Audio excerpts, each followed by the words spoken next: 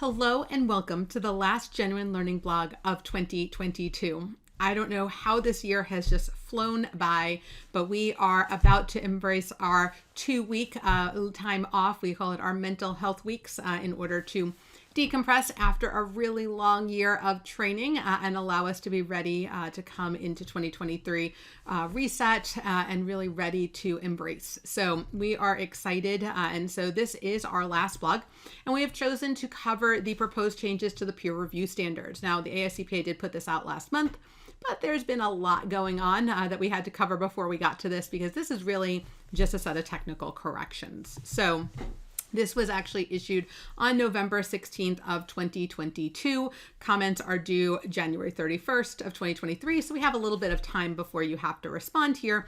But it is a proposed set of, again, omnibus enhancements and technical corrections. They're not looking to make a complete overhaul of the peer review standards, but they are adding a lot of clarifications and a lot of technical corrections. And remember, the peer review program monitors the quality of reviewed firms' accounting and auditing systems. And so as a result, this is a requirement that if you are a member of the AICPA and you perform these items, you are required to be a member and to follow these standards. And so as we go through this, when you look at the big types of things, you're going to see updated verbiage, right? They replace the word presently with the word currently, right? In terms of impact, probably not going to be super, important change, but it is more accurate description of the type of experience somebody should have. They also moved a lot of requirements to application material. And so as you look at this, you'll see, kind of movement back and forth as you go through it. So when things really should just be application, they have been adjusted. So you'll see that. They've also done a little bit of clarification around what is a finding versus a deficiency, and that section got a nice little update. They updated some of the PCOB requirements, and so they clarified, what types of engagements, not just audits, but examinations, et cetera, are performed under PCOB, including the verbiage in the report that should be in there. It updates the exhibit around familiarity threats by updating the threats, but also the safeguards that could be applied here.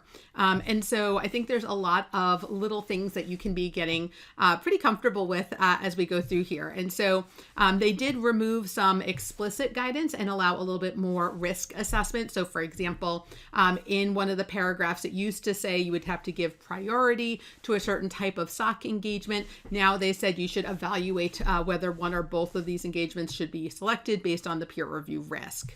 And they also add some training requirements. So for the captains, review captains, to meet certain training requirements established by the board in order to be able to qualify. And again, they just have a lot of these little clarifications, like what matters to be disposed of, or either a finding or a deficiency.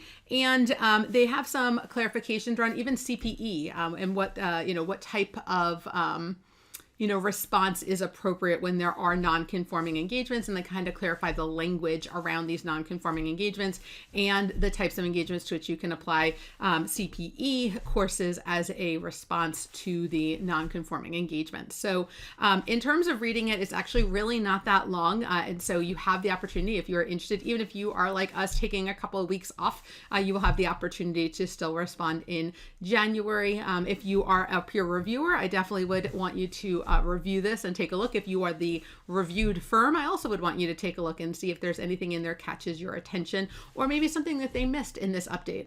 Not all the sections of the peer review standards are updated. There are some that are not getting any edits, but many are just getting, again, these light clarifications and technical corrections. All right. So again, as I promised, short and sweet and to the point, I really want to close 2022 with a big thank you to all of our listeners. It has been wonderful. We get comments all the time about the blog and how it's helped people stay up to date. So I want to thank you guys so much. I want to wish you a wonderful end to your 2022 and a rocking start to 2023. For those of you who are entering into busy season, I wish you the best. And I look forward to seeing you for our first blog of 2023, which will be the year 2022 in review, and we'll look at some of the standards that were issued throughout 2022 by various standard setters and make sure that you are aware of what's going on in the profession. So thank you guys so much for joining me. It's been my pleasure. Happy holidays, happy new year, and we'll see you in 2023. Bye-bye.